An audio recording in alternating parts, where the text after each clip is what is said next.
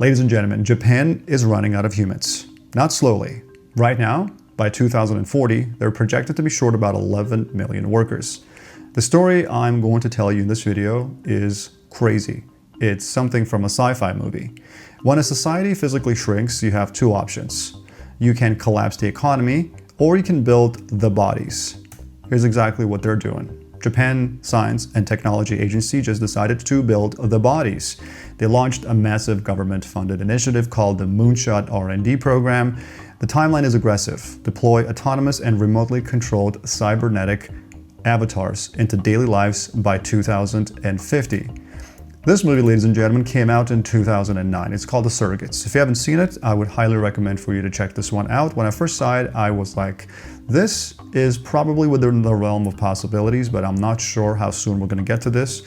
I don't want to spoil it for you, but Bruce Willis is basically a cop, and then they put on these VR headsets, they step into a robot body, and they solve crimes. There's also a video game called Detroit Become Human, but if you're not into that, I want to talk to you guys about the underlying technology that's powering this whole thing, and it's so fascinating. The number of calculations that NVIDIA, Jetson, Orin can do will be powering these robots, and it's absolutely insane. Now, the hardware isn't actually the hard part. We know how to build titanium hips. We know how to build hydraulic hips. The problem is the brain. If you want a robot to fold a shirt, you cannot write a piece of code that says fold the shirt. The shirt is basically a chaotic object. It wrinkles, it flops, it snags.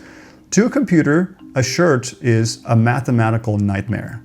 This is known as Morvick's paradox.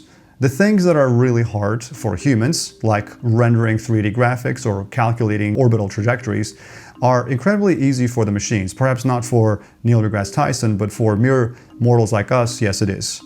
But the things that are easy for a human toddler, like walking up the stairs or picking up a soft strawberry without turning it into jelly, require a staggering amount of sensory processing that currently completely break traditional software if it's written in code. So Japanese researchers stopped trying to write code for robots. Instead, they took it to the neural networks and they threw them into a digital purgatory. Using NVIDIA's robotic simulation platforms, they built an exact digital twin of the robot and the room it is standing in. This is what it looks like. My producer has actually made this unique animation here. It's a simulation, and they tell AI, figure out how to pick up this digital cup. And it slips to the floor and it tries again. It breaks its own digital wrist, it tries again. But because it's happening inside a simulation running on a massive GPU cluster, or perhaps many GPU clusters, the AI can fall 10 million times, or it can fail 10 million times as well, in a single afternoon. It uses reinforcement learning to slowly map the chaotic physics of the real world. Once the digital brain figures out how to perfectly manipulate the objects in the matrix, they download that exact brain into the physical metal body in Tokyo. And I want to show you what my producer has made right here. So let's say we're looking at the first iteration and the robot knows completely nothing about the object. Instead of having the object in the physical world anchored in a robot in the physical body, we can run tens of millions of operations perfectly simulating the physics of the outside world. And on the first iteration, it's going to do something like this, boom. But the reinforcement learning algorithm that tells it, okay, you didn't pick it up, try again, tries it again. Then we run this, and let's say we start at 8 o'clock, and then 8 o'clock in the morning, and now it's 12 o'clock, it's noon. We've run through 5 million iterations. Now it's sort of doing it a little bit different. As you can see, it just threw it up a little bit instead of chaotically throwing it out. So it sort of knows to be a little more careful. And then you keep running the simulation and running it, and let's say it's like 6 p.m., and then you finally reach 10 million iterations, and then look what happens. It actually picks it up. The reinforcement learning algorithm says, you didn't pick it up? No bueno. You picked it up? Very bueno. You're getting close? Okay, that's warmer. And then finally, once you reach this state of training, you take this brain and you implant it inside the robot. But the Moonshot project isn't just about autonomous robots doing laundry. Although this is what they're saying. They're saying that they want to help seniors or people with disabilities to live a more fulfilled life. It's not just about that. It's entirely centered around telepresence. A quick tangent. Your biological and nervous system is basically just wet electrical wiring. I went to a pharmacy school and I've taken neurophysiology as well. The signals from your brain take about 100 milliseconds to reach your hands, or at least that's how it was about a couple of years ago. If you put on a VR headset in Kyoto and connect a robot in Tokyo over a fiber optic 5G network, the latency or the time it takes for your command to reach the robot's hands is actually faster than your own nervous system. You can literally operate a metal body hundreds of miles away with less than the lag of your basically meat body. You know, the stated goal of the Japanese government is to allow elderly people or people with severe physical disabilities to work and socialize and physically interact with the society through these avatars. And this is where we're coming back to this.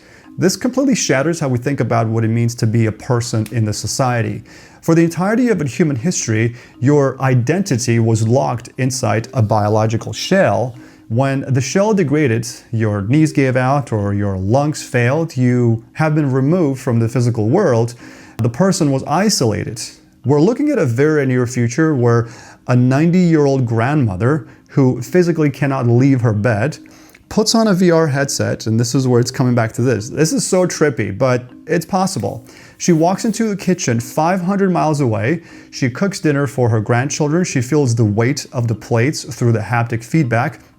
She physically occupies space in the lives of the people she loves, completely untethered from her failing biology of her actual body. We aren't just building robots to fix the labor shortage, although that's the stated goal, and I think that's what they're going to be using this for. We are building lifeboats for the human consciousness because you can implant the consciousness in this. Now, this is completely separate from all the biological research. It's something that I'm really interested in as well as someone who has attended pharmacy school. Why can we fix someone's body? Why can we just cure the disease? Why can we reverse somebody's age or decelerate aging as well? Now, these two disciplines, they work in parallel, but the amount of progress there is in each is different. So whichever one gets there first, just like we were doing prosthetics, we're going to really rely on that. But for now, it looks like robotics with the AI research and with the advent of these types of computers is making this possible. I want you to look outside and see those scooters. We have so many scooters outside, and adults and kids are riding those. But think about it, without advancements in battery technology, those scooters would not have been possible. Without advancements in processing power of such computers, which can produce up to 275 trillion operations per second in a little computer, these types of robots would not have been possible. So one day, perhaps, we'll look outside, we'll see robots walking around, and we'll be like, oh, that's probably a person, or that's possible because of the advancements that companies like NVIDIA or other companies who produce these types of AI chips are making. We're trying to figure out how to decouple our souls from our joints. Whether you like it or not, that's going to happen, and this type of technology powers it. Let me know what you think. I'll see you tomorrow.